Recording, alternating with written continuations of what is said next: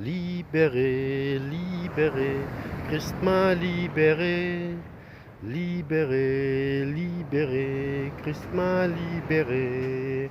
Je suis libre, mais cette liberté m'oblige à décider comme Dieu, à décider selon sa volonté. Je suis libre, oh oui, merci Seigneur. Je suis libre car tu m'as fait naître dans ton royaume. Je suis libre, tu as pris mes maladies et mes douleurs à la croix du calvaire. Et je te remercie. C'est mon âme qui s'oppose à souvent tes vérités écrites et révélées. C'est ça, c'est ça, c'est ça.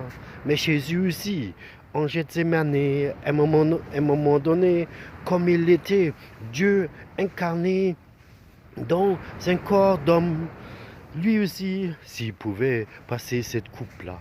Mais il s'est répandu. C'est à nous la répandance de notre manière de vivre et de notre incrédulité. Et le ciel s'ouvre rapidement pour qu'on voit encore sa main.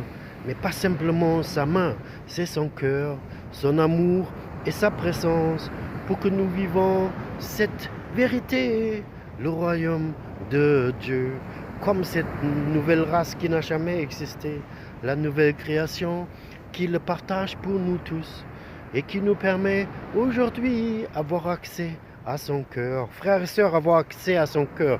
Nous sommes libérés, il nous a libérés, libres. Mais de quoi nous voulons être libres?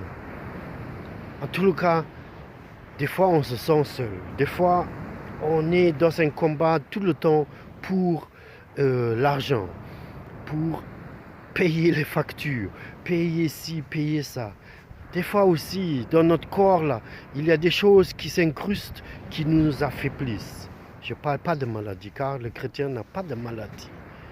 Non, s'il est né de nouveau, il peut avoir une faiblesse. Il peut passer des moments, dans les moments où la prospérité ne l'accompagne pas. Il peut avoir tout ça. Mais c'est à nous de rentrer justement dans la répandance du cœur, d'aller vers lui comme le Fils prodigue. Et justement, il nous reçoit toujours comme si on n'a jamais abandonné ou rétrogradé. Que Dieu, dans sa grâce, vous met à cœur aujourd'hui de rentrer en vous pour voir ce qu'il a prévu pour vous et que vos obstacles soient maintenant